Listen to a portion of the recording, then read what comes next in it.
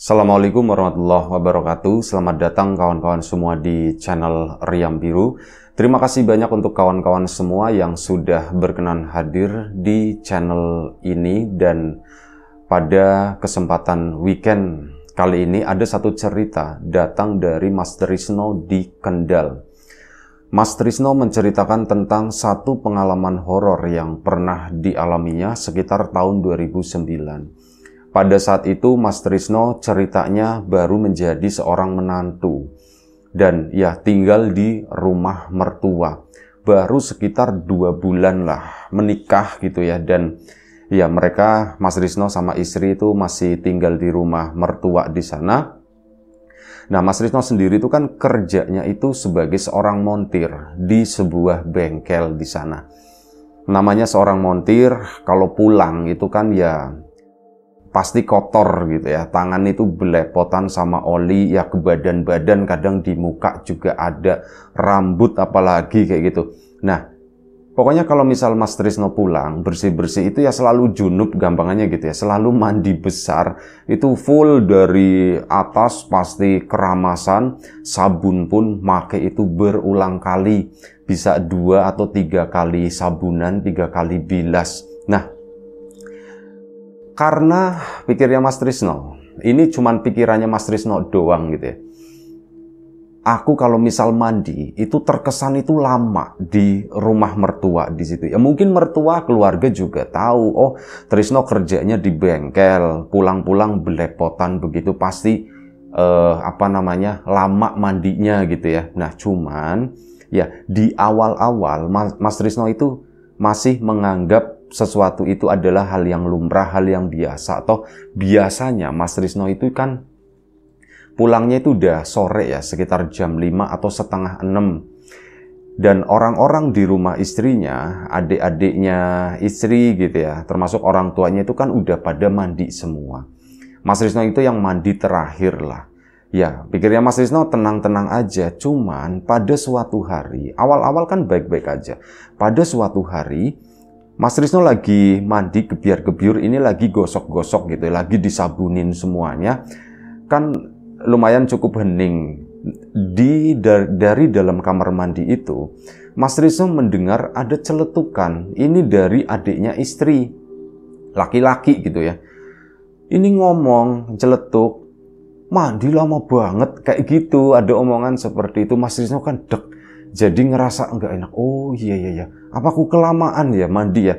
Padahal menurut Mas Trisno ya paling lama sekitar 15 menit lah, enggak lama-lama banget gitu ya. Tapi karena ada celetukan, karena ada suara semacam itu, akhirnya Mas Trisno pun merasa enggak enak. Tersinggung sih enggak, cuman aduh iya ya, buat gantian kali ya. Mungkin si adiknya, si istrinya gitu itu kan belum mandi atau gimana. Anggap aja istrinya namanya Mbak Narti gitu ya. Nah, adiknya Narti mungkin belum mandi atau gimana, ya wis lah. Nanti aku gimana ya, mandi biar cepat atau apa. Nah, Mas Trisno mulai berpikir gimana. Nah, selama tinggal di situ kan Mas Trisno sempat eksplor di sekitaran rumah di situ. Kebetulan rumah istrinya itu deket banget sama sungai, deket banget sama kali, dan jarak antara rumah dan kali itu paling sekitar 4 meter. Keluar dari pintu belakang itu udah turun sedikit ya, di situ udah aliran air dan airnya masih lumayan cukup bening lah. Nah, di situ Mas Trisno kan, apa aku intronya gitu, intro sebelum mandi itu bersih-bersih atau apa kayak gitu kan. Apa aku di kamar mandi, di sungai aja atau gimana ya, soalnya ndak enak seperti itu ya. Aku udah udah ada celetukan kayak gitu yang memang aku denger langsung gitu kan.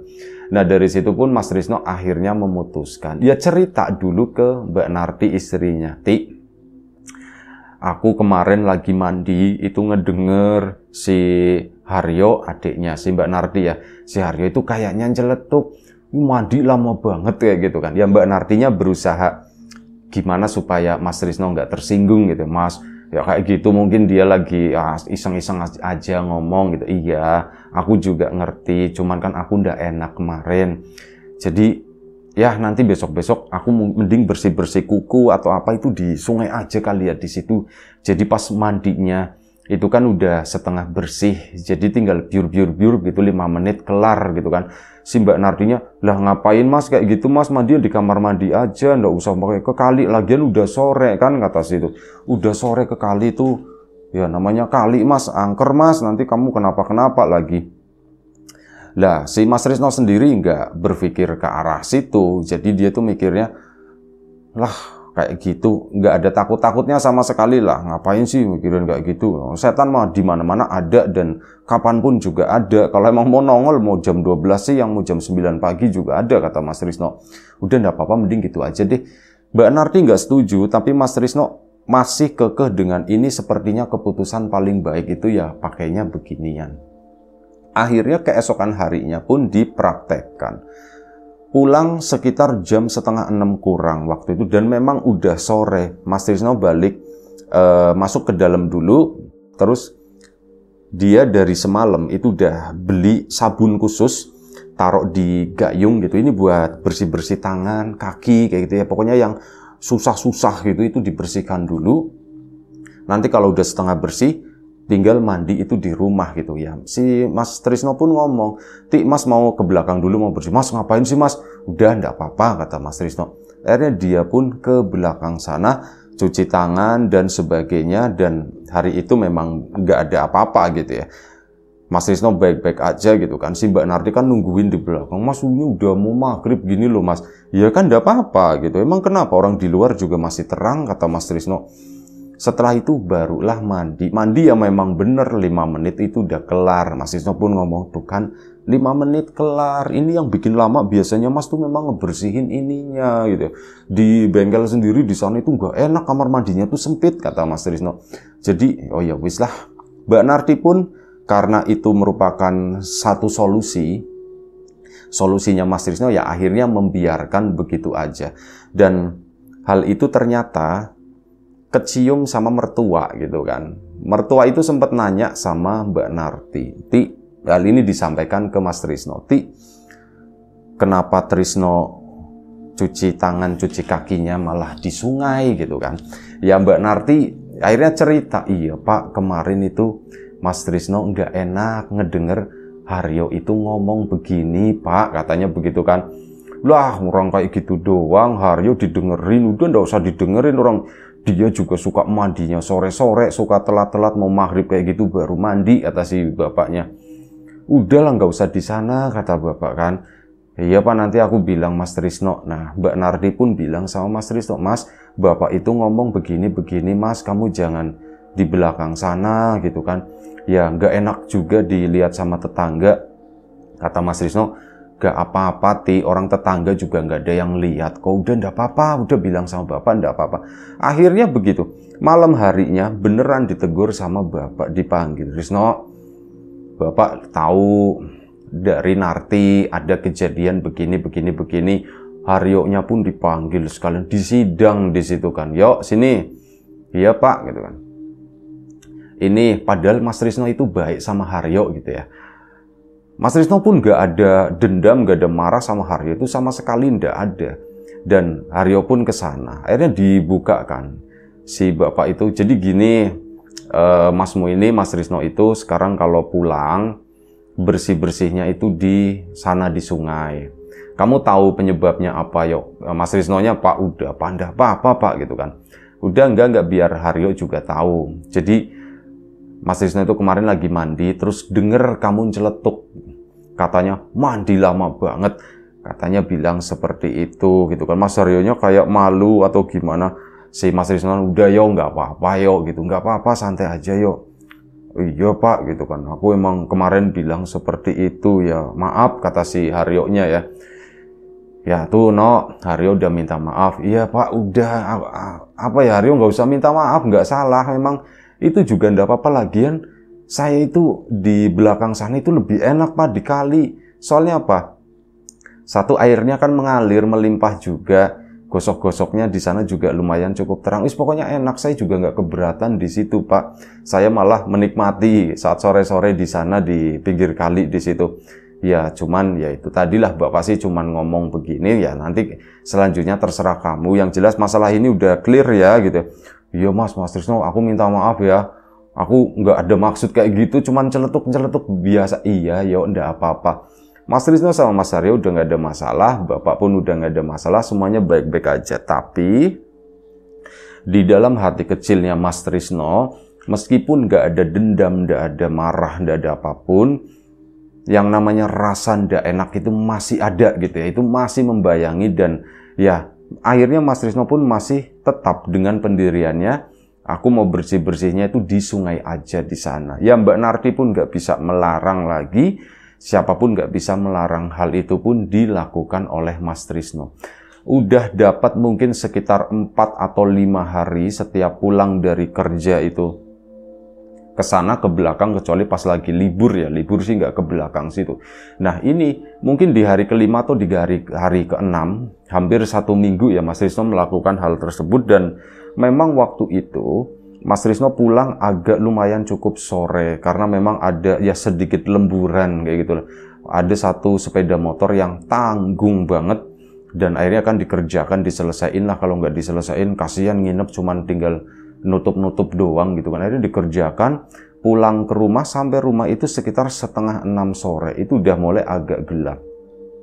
Ngobrol sama Mbak Narti pun ngomong, Mas bersihnya di situ aja, si Haryo juga udah mandi, udah apa-apalah di belakang aja, kata si Mas ini ya, Mas Trisno. Akhirnya dia pun ke belakang sana.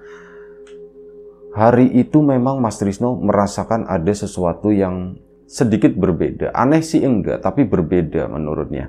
Entah kenapa saat keluar dari pintu belakang rumah, Mas Trisno itu tiba-tiba badan itu kayak agak sedikit menggigil gitu ya. Aku ngerasa, kok dingin ya? Apa aku badanku lagi nggak enak atau gimana? Dipegang begini ya? Enggak, aku normal-normal aja. Tapi kok aku kayak merasa agak-agak menggigil, agak-agak dingin ini hawa. Tapi ya sudahlah, udah amat gitu kan, kata Mas Trisno. Dia pun turun ke bawah sana, mulailah icik, bersih-bersih gitu kan. Tangannya digosokin segala macam. Nah, saat Mas Trisno lagi begini ke sungai, alangkah kagetnya apa? Tangannya Mas Trisno begitu lagi nyuci, nyelup begitu, ngebilas, set, ini nyangkut rambut panjang, kata Miso. Astagfirullahaladzim, rambut panjang. Langsung dilempar gitu kan sama dia. Diliatin gitu, rambut itu krembiang. Mas Trisno pun mundur. Wah, ini nih kalau mungkin kalau daerah sini itu ada nyebut buncul, langkean, wis macam-macam namanya begitu ya, sosok-sosok. Ya katanya penghuni sungai yang seperti itulah, rambutnya panjang. Tuh krembiang, dan diperhatikan Mas Trisno ini udah mundur. Itu kan dia ada batu, semacam batu, dia tuh mundur gitu. Mau naik ke atas. Nah, sebelum naik ke atas itu sosok tadi muncul, kepalanya keluar dari air begini, rambutnya itu panjang. Mas Trisno itu kaget bukan main, soalnya apa? Sosok tadi yang rambutnya panjang itu, mukanya itu hampir ndak ada. Gimana ya? Rambutnya kebuka begini, cuman di bagian depannya, waktu itu Mas Trisno juga bingung ini depan atau belakang gitu. Karena apa? Nggak ada mukanya. Mukanya tuh hampir nggak ada. Cuman ada lubang sedikit di bagian hidung. Mata pun nggak ada. Mulut pun nggak ada. Cuman kayak ada 2 doang gitu. Astagfirullahaladzim. Sudah kayak gitu, udah ketakutan. Dia pun mundur. Dan sosok tadi itu masuk lagi, nyelup ke bawah air. Selap dari situ. Begitu udah masuk begini kan, si Mas Trisno langsung ngambil gayung yang ada di situ, yang ada sabunnya. So, langsung masuk lari ke dalam rumah sana. Begitu lari, ada yang berbeda kan dari Mas Trisno. Mbak Narti ngeh, Mas, kamu kenapa Mas kok ngos-ngosan kayak gitu? Habis dari belakang, begitu masuk azan maghrib berkumandang. Kamu kenapa Mas? Nggak apa-apa, kata si Mas Trisno. Kok kamu kayak orang ketakutan? Kamu sakit atau gimana Mas? Gitu kan. Kan dipegang sama si Mbak Narti. Dan di situ yang ngeh kalau Mas Trisno badannya agak sedikit anget itu Mbak Narti. Mas, kamu badannya kok agak anget begini, katanya gitu kan. Masa sih gitu kan? Iya, kamu tuh kayaknya sakit deh Mas. Iya, masuk katanya. Terus gimana mas, kamu kan belum mandi waktu itu ya, kamu gimana mau mandi? Udah apa-apa aku mandi deh, aku mandi gitu kan, mumpung badan belum, kalaupun ya sakit, mumpung belum panas banget, kata si Mas Trisno. Mas mandinya pakai air hangat aja. Ah nggak usah, kata Mas Trisno. Udah sekarang aja. Mas tapi itu lagi azan mas, tunggu sebentar. Mas Trisno-nya tetep aja, udah nggak apa-apa sebentar aja. Akhirnya ke situ kan, Mbak Narti pun ngomong sama bapak sama ibunya, karena lu itu Trisno maghrib begini kok mandi gitu ya, mending sebentar lagi. Udah tahu Pak Bu, aku udah bilang seperti itu, tapi Mas Trisno-nya nggak mau, dia tuh masih tetap maksa mandi. Ya Mas Trisno buka baju di kamar mandi di situ, itu udah menggigil, bener-bener menggigil dan dipaksakan mandi gitu ya, mandi kebiar sudah menggigil nggak karuan, dipaksain sabunan, nggak ada 5 menit lah waktu itu, mandi pun selesai, keluar ya udah begini gitu kan. Mbak Narti udah siap sedia, dia tuh bawa selimut yang tebel. Begitu Mas Trisno keluar, Mbak Narti jadi ingatnya Mas Narto, pakai selimut langsung dibeginiin terus masuk ke dalam kamar. Mas Trisno sendiri waktu itu sewaktu dibawa masuk ke dalam kamar sana, dia itu kayak apa ya, nggak ingat sesuatu, lebih tepatnya tuh kayak orang melamun di tempat tidur di sana. Itu orang lagi kedinginan dan Mas Trisno itu kayak melamun semacam itu. Dan Mas Trisno sadar itu udah dipakein baju sama si Mbak Narti, udah dipakein celana, udah pakainya sarung ya waktu pakai celana dalam, terus pakai sarung, pakai kaos dan sebagainya, terus udah diselimutin sama Mbak Narti. Mas Narto nggak inget sama sekali prosesnya waktu itu. Setelah ditanya-tanya, Mas gimana kamu Mas? Ya begini, ternyata Mas sakit, katanya begitu kan. Terus Mas Trisno itu cerita, tadi waktu Mas di sungai sana, Mas ngelihat sesuatu. Kamu ngelihat apa Mas? Aku ngelihat rambut, katanya begitu. Hah, rambut Mas? Iya, rambut di air, katanya begitu kan. Nah, Mas Trisno itu jadi keinget, dia mau meragain kan, lagi mau begini, rambutnya itu ke tangan. Nah, begitu tangannya Mas Trisno diangkat begini, itu di bagian dalamnya, dalam tangan itu, warnanya itu udah kayak kayak lebam gitu ya. Warnanya itu udah merah kecoklat-coklatan semacam itu kayak. Duh Mas, tanganmu kenapa? Kan dari tadi ditutup selimut gitu. Jadi Mbak Narti pun nggak ngeh dengan hal. Loh ini yang kena rambut. Akhirnya Mbak Narti manggil bapak kan, Pak ini Pak Mas Trisno Pak. Kenapa Trisno, kenapa? Pak lihat itu tangannya Pak. Dulu tangan kamu kenapa? No, kamu jatuh atau enggak Pak? Aku tadi begini diceritakan ya kejadian tadi gitu. Astagfirullahaladzim gitu kan. Tuh lain kali jangan ya di sungai sore-sore seperti itu, kata si bapak. Iya pak, ya Mas Trisno nurut-nurut aja gitu kan. Sampai akhirnya malam hari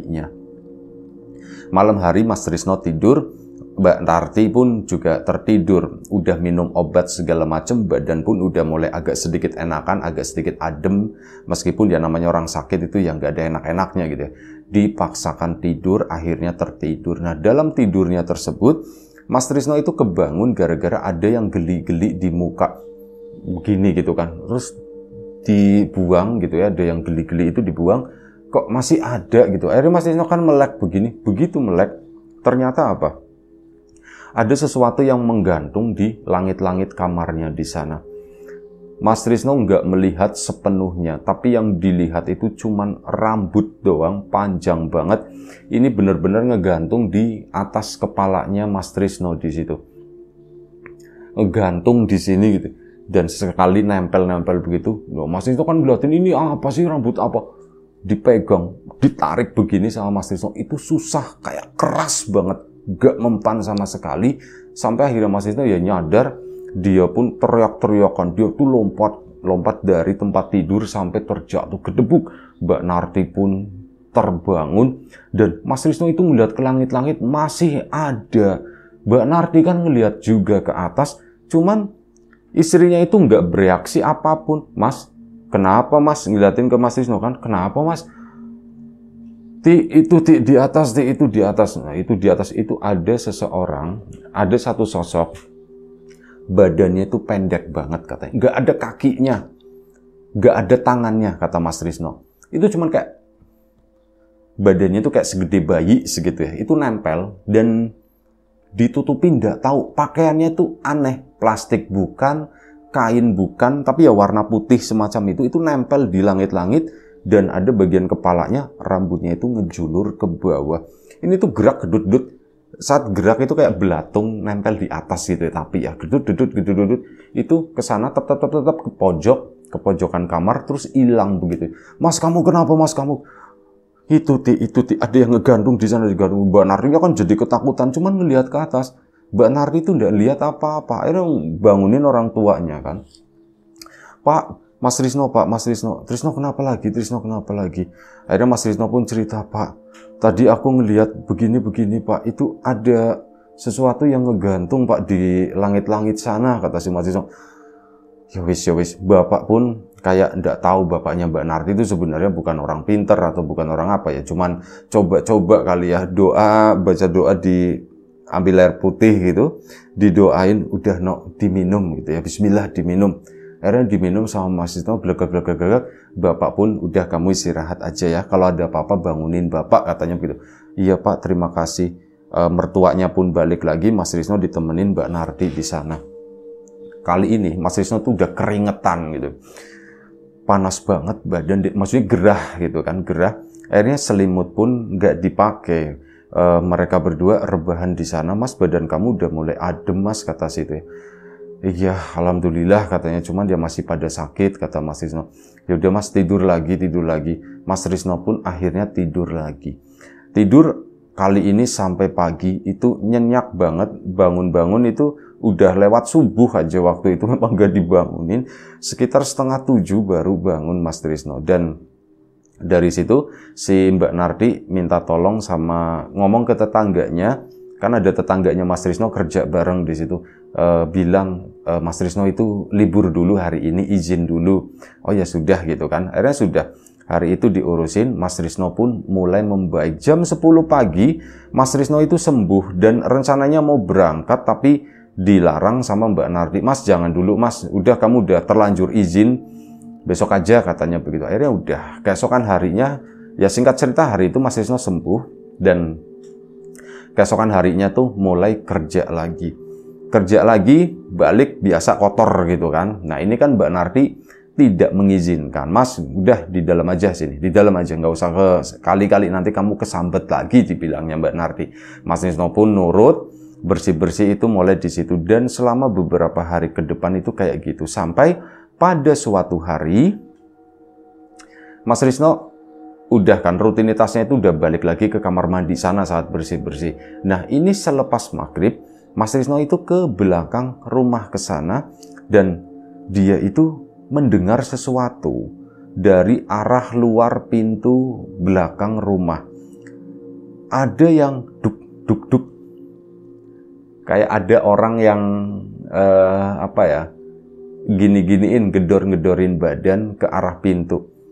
Itu apa sih, kayak ada orang mau masuk didorong-dorong gitu, glek gitu kan. Itu apa sih ya? Itu siapa? Mas Trisno kan ngedekat, woi siapa itu gitu. Jangan gitu dong, nanti pintunya rusak, kata si Mas Trisno. Gak ada jawaban. Mas Trisno mau balik, itu bunyi lagi, gledek. Mas Trisno nggak buka lewat pintu situ. Dia pun ke depan sana, muter ke samping, nengokin yang di belakang itu siapa. Begitu nengok baru sampai tikungan di situ. Astagfirullahaladzim. Mas Trisno ngelihat pocong di sana. Ini pocong lagi nyender begini loh, gledek seperti itu. Ya dia balik lagi kan nyari bapak mertuanya waktu itu masih di musola belum pulang. Kenapa Mas, ditanya sama Mbak Nardi. Mas Trisno nggak mau cerita ke Mbak Nardi, nanti ketakutan. Bapak mana? Bapak belum pulang Mas. Masih di musola katanya. Iya masih di musola. Emang kenapa Mas? Enggak apa-apa. Mas Trisno bimbang di situ.